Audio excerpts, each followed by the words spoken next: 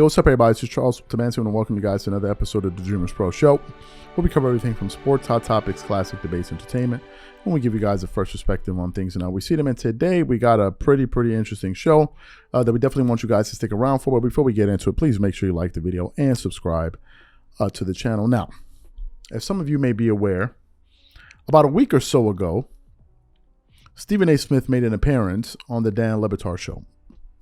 And while he was on the Dan Le Batard Show, as you know, these guys are former colleagues at ESPN. While he was there, they were talking about a range of things. They were talking about his career. They were talking about his time working with Max Kellerman. They asked him to give his thoughts on working with Skip Bayless. And then it got to a point where Dan Le Batard basically confronted Stephen A. Smith and said to his face, that he doesn't like what him and Skip Bayless have done to sports media, basically turning it into one big shouting match.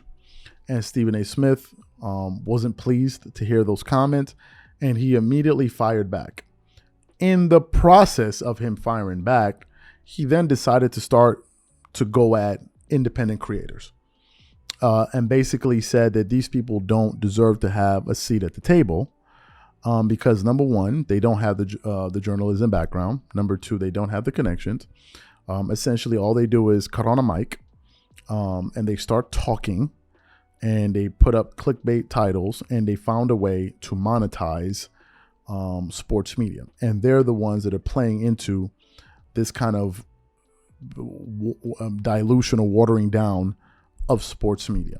We produced a show around that where we responded to it, and I took a lot of exception with a lot of the things that Stephen A. Smith was saying. Then yesterday, I was just kind of relaxing, and then I came across an episode from the Marcellus Wiley show. And as y'all know, Marcellus Wiley used to work at FS1, but he now decided to do his own thing. And a lot of the reasons he decided to do his own thing is going to be tied into this particular show that we're producing here. So Marcellus Wiley was essentially reacting to what Stephen A. Smith said on the Dan Le Batard show. Now, I don't know if Marcellus Wiley has seen our particular show. I mean, he has a really great show. I don't know. I have no way of knowing this.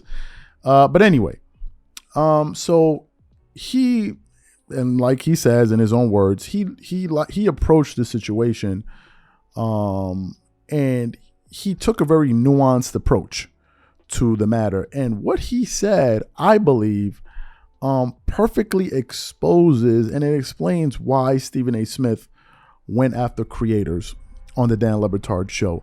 But before we get into his comments, this video is brought to you by sponsor Aura, who's also the official sponsor of the T-Wolves. Do you know what the fastest growing crime in America is today? It's identity theft. Imagine trying to log into your email only to see that your password has been changed. Then you start getting weird notifications from your bank and credit cards only to find out that all of your personal and sensitive information has been totally compromised. If you think it can happen to you and your family, just know that in 2020, over 49 million Americans were victims to identity theft, costing them a combined $56 billion. That is why we are excited to partner with Aura, who's the sponsor of this video. Aura is the #1 identity theft and financial fraud protection. Aura monitors the dark web and alerts you if any of your passwords and accounts have been breached. And funny enough, after using Aura, I discovered some of my credentials were floating around in the dark web, and the app showed me exactly when and where the breach happened. In addition, Aura allows you to set spending alerts and they'll notify you of any suspicious transactions. Aura is 4 times faster than any of its competitors in alerting you if someone is trying to open a credit card or obtain a loan using your name. And remember this, every 14 seconds, someone becomes a victim of identity fraud. Don't let it happen to you. Now click the link in the description and try Aura for free for 2 weeks and see if any of you or your family's personal information has been compromised. Start your free trial at aura.com/dreamerspro. And when you try Aura, by using the link in the description below, also know that you're supporting this channel. Thank you. So what we want to do is we want to play parts of what Marcellus Wiley had to say in response to what Stephen A. Smith had to say. And I want you guys to take a very close listen to some of the points he laid bare in this particular segment. Then we're going to come back and react to his comments. Take a listen to what Marcellus Wiley had to say there. Okay, so now let's talk about Stephen A. Smith, since he's the face of all this, because he makes the most, because he's the biggest and baddest, right? He passed Skip up. He passed Colin up. I mean, let's be real. Who makes more than him doing what he does? No one.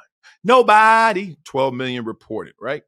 But then he's in a place where he's taking all the hits, because if the industry is in suppression, if the industry is in decline, then the face of it has to take the hits, has to take the blame, right? So we're blaming Stephen A. for something.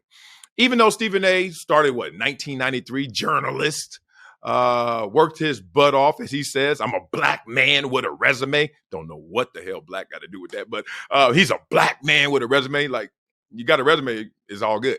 And you're at the top, so I don't understand the black part. But it's all good. He says that, and those are his words. And he also says that people don't deserve a seat at the table that don't have that resume, that are clickbaiters, that are the independent creators. And that's where the problems lie.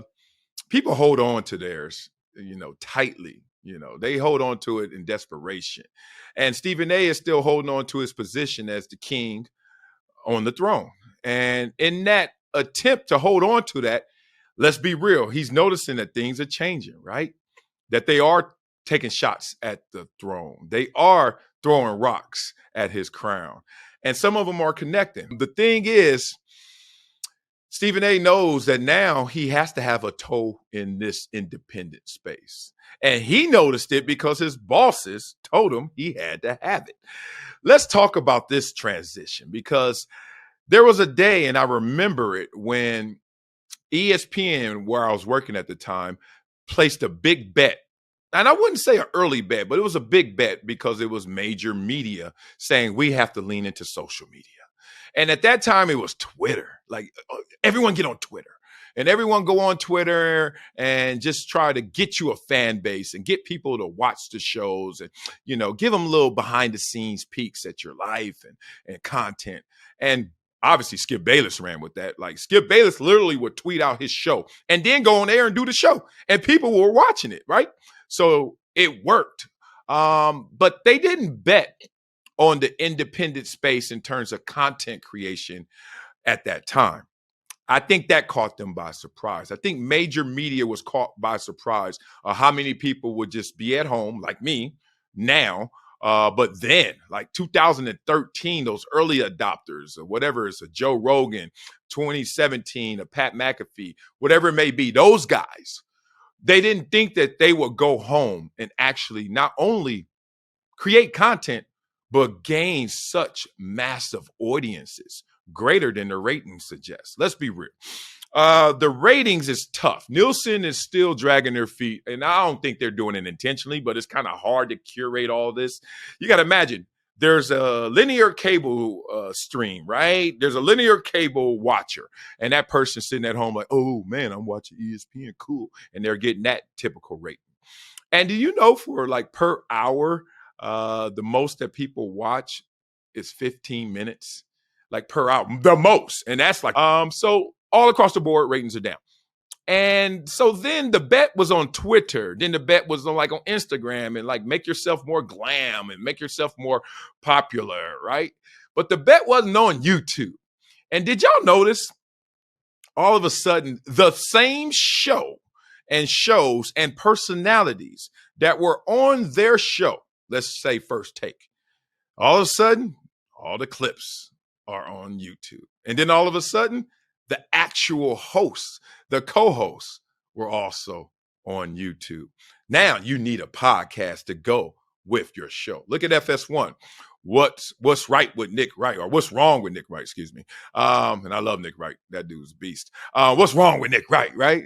Skip Bayless show, Club Shay, right? And that's the bet now.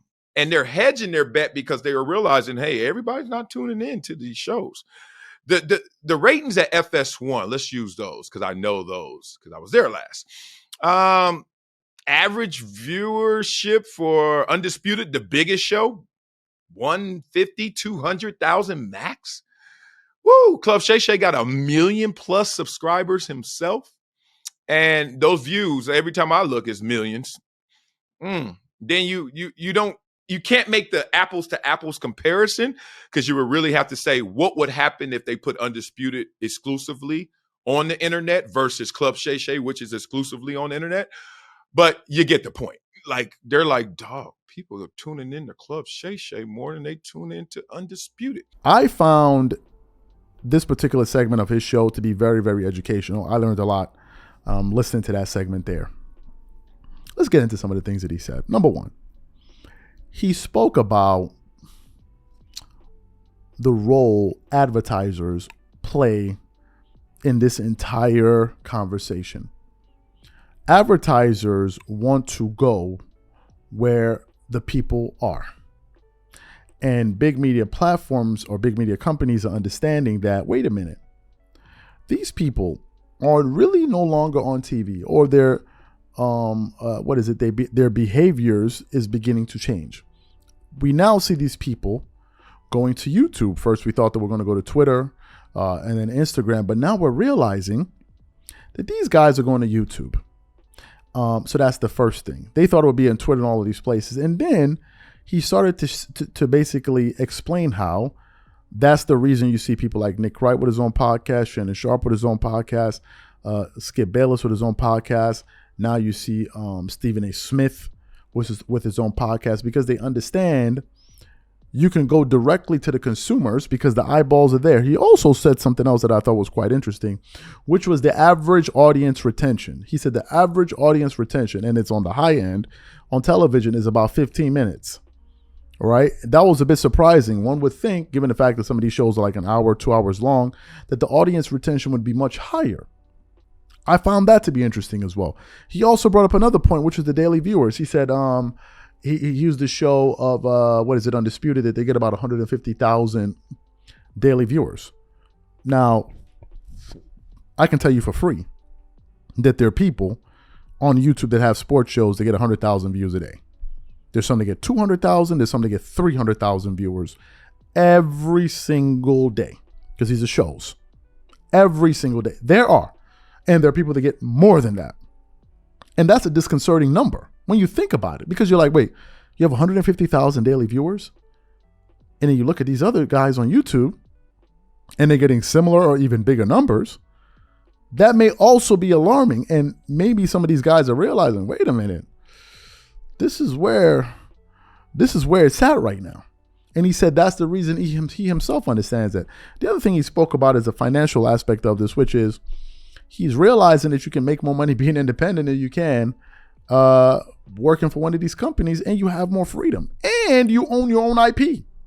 You own intellectual property. You own your own name. You can do pretty much whatever you want to do. I thought that was powerful as well. Here's my message in all of this. My message is this. Every single thing Marcellus Wiley said was true. But there's one thing else that's also true. You got to work hard to be a part of this new wave. Don't let nobody confuse you that it's an easy walk.